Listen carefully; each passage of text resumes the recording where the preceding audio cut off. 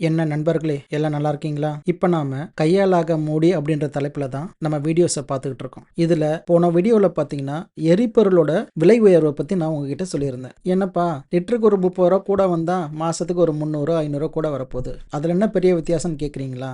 ஆமாம், அது நம்ம நாட்டோட பொருளாதாரத்தையே பாதிக்கிற அளவுக்கு பெரிய வித்தியாசத்தை ஏற்படுத்தும். அதை தான் இப்போ நம்ம பார்க்க போகிறோம். பெட்ரோல், டீசல், எல்பிஜி இது மாதிரியான அடிப்படை எரிபொருள் ஒரு நாட்டுக்கோ சமுதாயத்துக்கோ தேவையான அடிப்படை எரிபொருள் விலை உயரும் போது அது எல்லா இடத்துலையும் தாக்கத்தை ஏற்படுத்தும். விவசாயம், உற்பத்தி, போக்குவரத்து, சில்லறை வியாபாரம், மொத்த வியாபாரம் இப்படி எல்லா இடத்துலையும் அது ஆதிக்கம் செலுத்தி அடிப்படை விலைவாசியை பன்மடங்கு உயர்த்தும். விவசாயம் எடுத்துக்கிட்டோன்னா இடுபொருட்கள் சொல்லுவாங்க, அதாவது இன்புட் மெட்டீரியல்ஸ். அதோட விலை இந்த பெட்ரோல் டீசல் விலை உயர்வால விலை உயரும் போது அந்த பொருட்களோட விலையை அது பாதிக்குது. அதனால விவசாய உற்பத்தியில விலைவாசி ஏறுது. தானியம், காய்கறி மாதிரியான விவசாய பொருட்கள் இறுதியா மக்கள் கையில வரும்போது அதோடைய தாக்கம் ரொம்ப அதிகமாகி விலை அதிகமா இருக்குது. அதே மாதிரி தான் தொழிற்சாலை உற்பத்தின்னு எடுத்தாலும் அங்கேயும் இடுபொருட்கள் இருக்கு.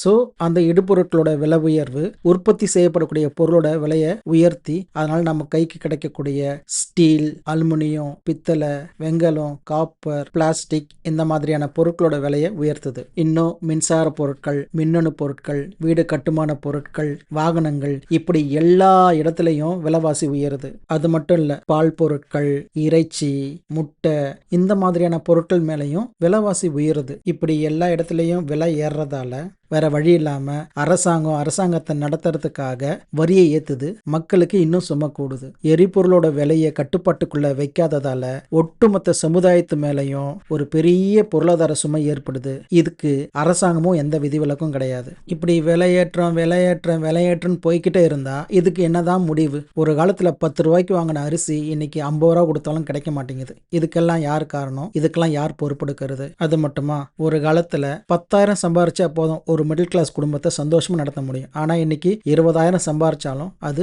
முடியாம கஷ்டப்படுறாங்க. கடன்ற பேச்சு எல்லா இடத்துலயும் அடிபடுது. இப்படி ஒட்டுமொத்த சமுதாயமே பொருளாதார சுமையால சீரழியறதுக்கு யார் காரணம்? நம்மளை போல சாதாரண மக்களா இல்ல அதிகாரத்தில் இருக்கக்கூடிய நபர்களா? நீங்க யோசிச்சு பாருங்க. இந்த ஒரு அடிப்படையிலும் என்னால மோடியை பார்த்து சொல்ல முடியும், அவர் ஒரு கையாலாகாத தலைவர், கையாலாகாத மோடி. அடுத்த வீடியோவில் நான் திரும்பவும் உங்க கூட பேசுறேன். அது வரைக்கும் வெயிட் பண்ணுங்க. சேனலை சப்ஸ்கிரைப் பண்ணிக்கோங்க, வீடியோவை லைக் பண்ணிக்கோங்க, உங்க ஃப்ரெண்ட்ஸுக்கு ஷேர் பண்ணுங்க. Good bye.